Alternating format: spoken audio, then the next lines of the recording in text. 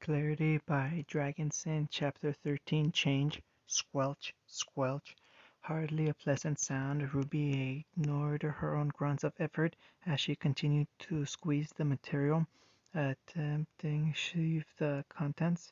Quick hands, accelerated by her semblance, helped to speed up the process, and she was almost there. Next to her lay a pile of black powder salves from one of her shelves and a kunai. It was high noon now, and the girl had left earlier in the day with a mission in mind, one that required the knife's use. He's going to be so mad when he realizes that I took it. She groaned, the mixture in her hands gurgling as she continued to squeeze. Already beginning to tingle, her vibrating hands were going to hate her later. Doing this for only a few minutes felt like an all-day jackhammer marathon.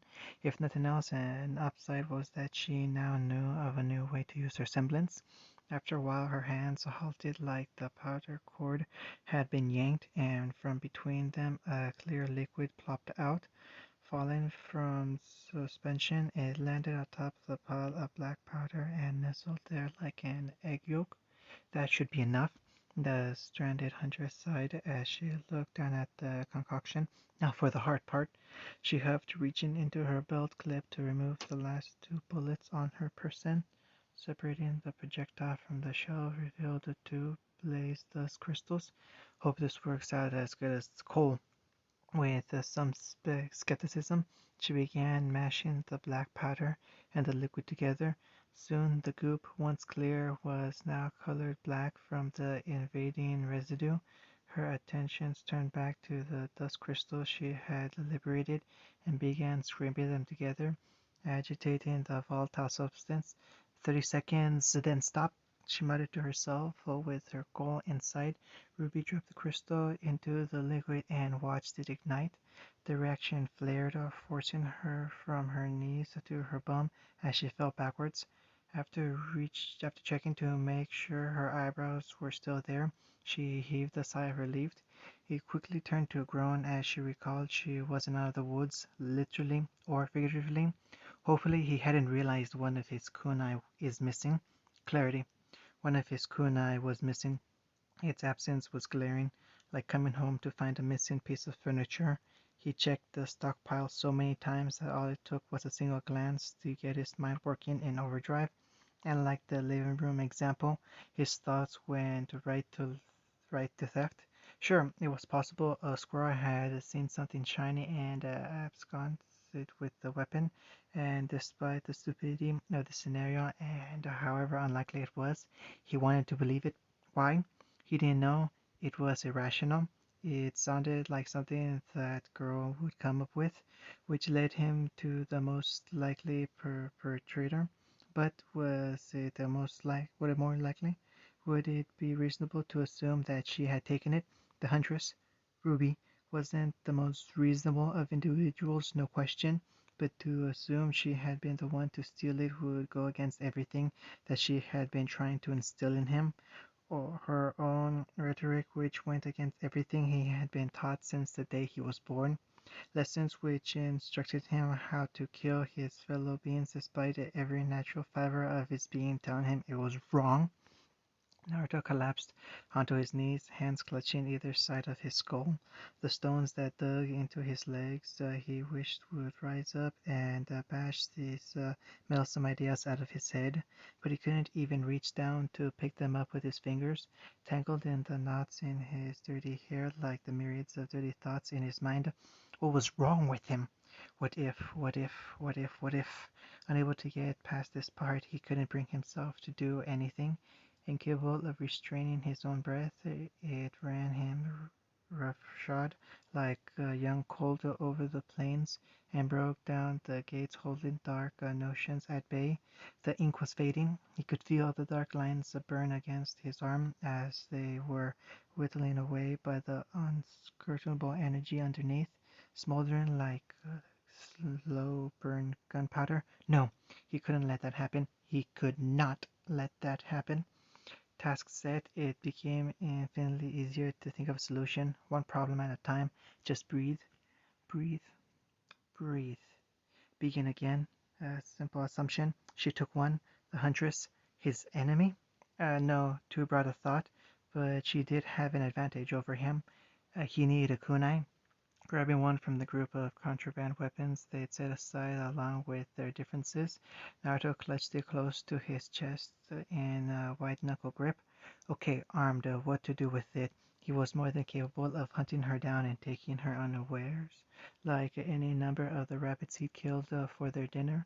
But what if she'd taken it for an innocent purpose? Assassinating an innocent went against everything he'd come to believe. Lack of information was killing him. Should he let it kill her? But if he should wait, what then? He'd be at a disadvantage, already at a disadvantage, not knowing what she had planned for him. What did she have planned, if anything? If it wasn't something malevolent, why hadn't she told him? Then again, the girl did seem to be forgetful, not too proficient in planning ahead. Or maybe it had all been an act, a facade as carefully crafted as his own feigning friendship. He still didn't understand this concept, still didn't understand her. Why would she wait all this time if she was just going to slit his throat now? She should have done it long ago when he was asleep, or perhaps distracted, like now.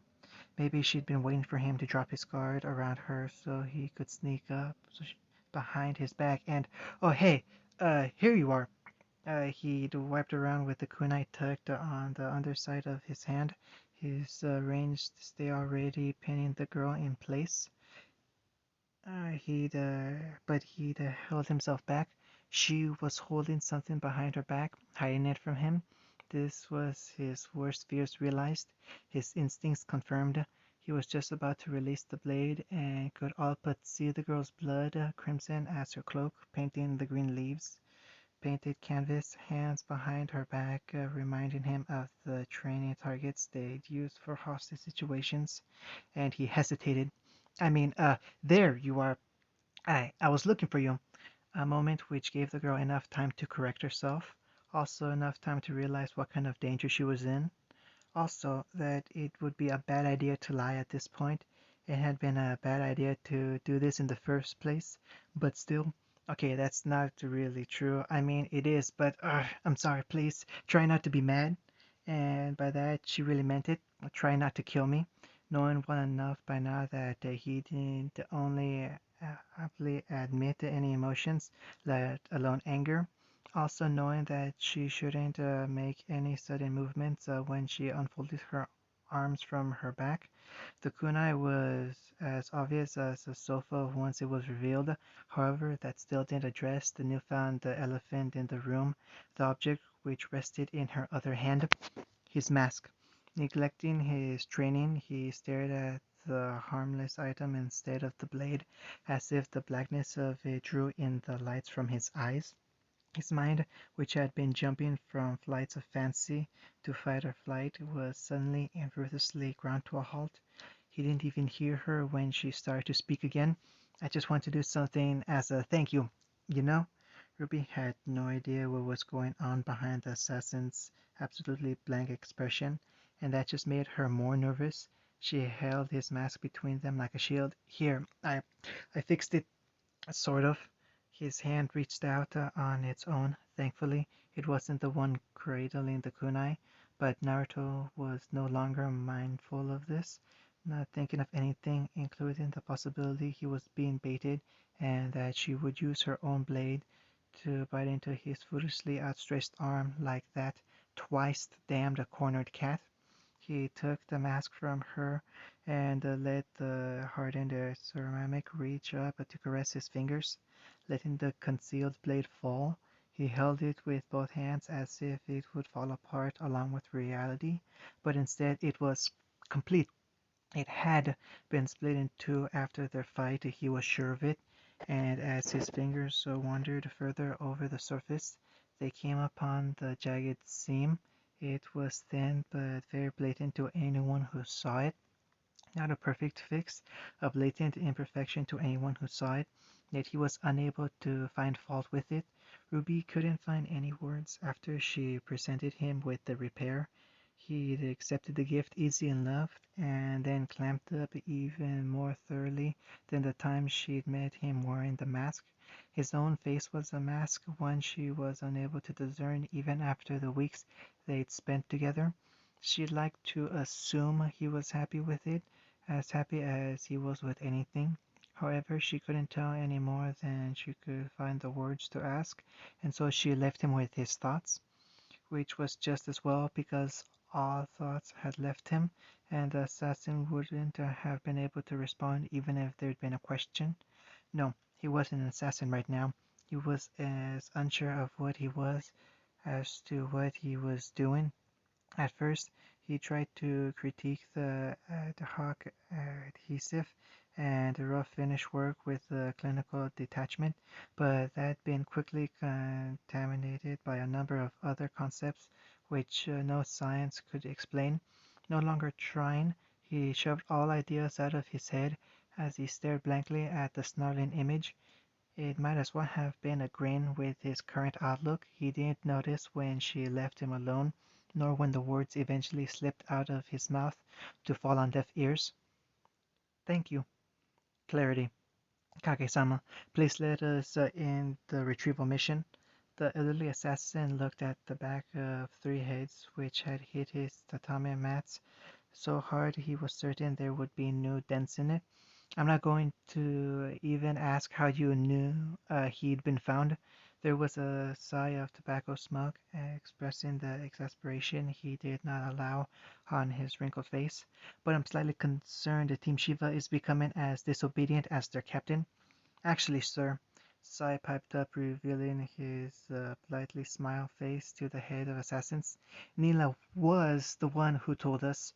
Not sure what to make of this. The Kage blinked indignantly and examined his own hands for sign of arthritis. In that case, I will be up in Shiva's stealth detection training if they can let an unconscious girl slip past their guard. Weren't you the one to sedate her, Kage-sama? That's not the point. Sputtering and waving away the question, like the lingering cloud of smoke, Sarutobi glared down at his subordinate who knew enough social cues to bow his head again. We were discussing your inclusion on Kitsune's retrieval mission. Please, Kage-sama, no. Assured that his hand could hold an iron grip as well as ever before, Hiruzen Sarutobi folded them in front of himself as he clamped his pipe between his teeth. There would be no discussion. Kakashi and Itachi will be more than successful to find and extract Kitsune. That, and I cannot risk another bungled operation, given that there is a possibility of huntsmen in the same area. While succeeding in making them flinch with his offhanded critique, the absolute ruler of assassins was not able to make his most strong-willed team waver. Excuse me, sir, but if you say there is a possibility of huntsmen, wouldn't it likely be the same ones? Sasuke suggested innocently, speaking up for the first time, but not looking away from counting the straw bundles in the floor. We are the team with the most experience with them. Even if we don't take an active role, would it not be better for us to be on hand for information? The pipe in his mouth migrated off to the side, stretching Sarutobi's face into a frown. Not only that, but the captain might be skittish if only two senior members come to retrieve him, Sai postulated, sitting up with a hand poised on his chin. Given his lack of outside information, he would no doubt consider himself AWOL at this point. The only reason two skilled assassins such as Itachi and Kakashi would be after him is to eliminate loose ends. Choking on the smoke, which had congealed to ash in his mouth, Sakake immediately recognized the truth to this statement. He'd been too keen in having his surrogate grandson return that he'd overlooked this glaring detail. Naruto didn't consider himself special and would assume standard protocol for absent agents. How easily it was to make a mistake. It just reinforced his need for a new director of operations. Go, Kage-sama, go, now! He commanded a certain action once again, and praying it wasn't a mistake. Kakashi is already in the area, but Itachi is coming from Vale, so you have until he makes contact to catch up. To their credit and his relief, there was a pause of only a single beat before the short-handed team blitzed out of his own office.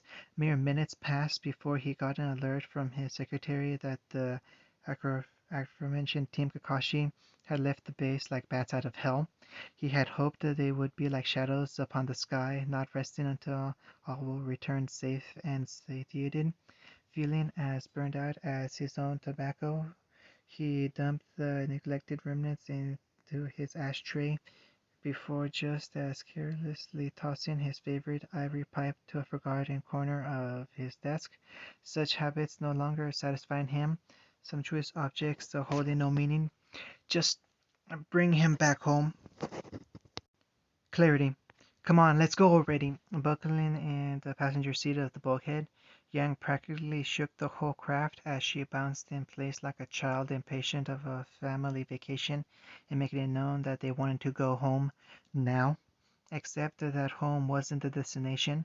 Beacon would be the return trip eventually, but only after they'd safely secured her sister, and where the school was just beginning to feel like a familiar place. Without Ruby, it might as well have been a stuffy museum full of display pieces that never moved, ever. Come on, what's the holdup? Miss Xiaolong, respectively for said museum pieces, and curator of the student body, Glinda Goodwitch, stepped forward into the cargo hold. It is not safe to be in the craft while it is fueling, so can you please follow directions and wait with the others? We can't leave yet anyways, as there are still some last-minute preparations for the mission to retrieve your sister. This isn't a field trip, and we can't afford to have anything going awry. Oh, so now you know how to run a field trip, Yang asked with impatience rapidly burning through her sarcasm. Still strapped down, she focused her heated gaze on the deputy headmistress like a laser turret. Heaven forbidden something go wrong and we lose someone. With the patience of someone who'd seen entirely too much bloodshed in her lifetime, Glinda ignored what would otherwise have been a declaration of war. Given the circumstances, I'm going to overlook your insubordinates and disrespect. Unburdened by the anger glare directed at her, Glinda stalked forward with her heels digging into the corrugated metal hold. Each step made a sound like a rivet popping, so that the poor plane seemed like it would fall apart before leaving the ground. Once! But you better get your act together damned soon, or else I'll happily pull you from this mission and make you wait until the rest of the team returns with your sister. What?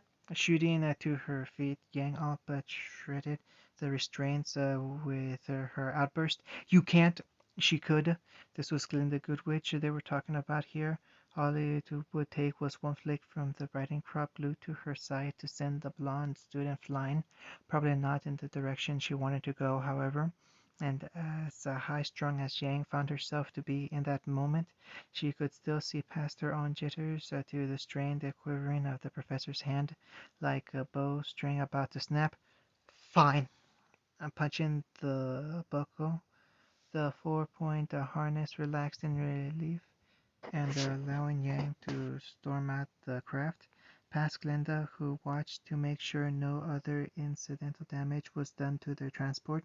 Making her way down the tarmac, she nearly blew past her team, but came to hover near them like a hurricane off the coast. The foul air she brought with her wasn't needed, as the other two teammates were already pacing back and forth as listlessly as wind. Blake and Weiss fidgeted like lightning was dancing across their synapses, absently checking their weapons for the umpteenth time, the same way shelter seekers check the boarded up windows. Hey, they greeted. Hey, Yang replied. We told you not to wait in the plane. Yeah, I know. More attempts were made at small talk, each feeling like they were ready to burst with the comparative high pressure wheeling up inside. They tried to see it from the perspective of those outside their team, but knew that the others just wouldn't get it. Ruby was their captain, and their loss, their failure. They were so wrapped up in themselves that they didn't notice when someone else drifted into their squall. Hey, The heavily masculine voice was like a stone thrown through their paper screen of calm. The 300s turned towards the interloper, ready to rip him a new one. When they saw Cardin Winchester, of all people, standing there in full armament, he might have seemed oblivious to the danger he was in, not looking at them, but out at the conspicuously empty sky. But the look in his eyes said something else. First and foremost, that he wasn't there to pick a fight. Grunting, Yang followed the huntsman's example and folded her arms. Both stared straight forward while Blake and Weiss looked between the two and each other. So, she started when it seemed like he wasn't going to risk saying anything else. You coming along? Yep, he answered plainly, keeping the rest to himself along with a stiff upper lip. With the two teams still not on the best of terms, Yang looked ready to start something over the curt response. Surprising everyone for the second time, including herself, she turned back to staring at nothing and answered, Cool. While she was content with this, Blake and Weiss weren't nearly so comfortable now waiting with the silent huntsman in their midst. They might have asked if his teammates intended to help as well, or why he decided to tag along, that they were afraid to say anything, as if this rare event, like a flower, might blow away with the first words. Hey guys, sorry we're late. Barging in, obviously, John was struggling to strap on his sword, so his partner was helping him. Pyro was busy with her nose down at his hip, and her captain was more concerned about where his hands were being placed than his feet or his words. Meanwhile, a bloated Nora was being half dragged by Ren, who had the look of a veteran horse driver on his face, a solemn bordering on depressed but resigned to do his job as he had for years now. Nora insisted she fuel up with a stack of pancakes, and well, a stack kind of turned into several. You know how it goes. And then we were about to leave, but this stupid belt.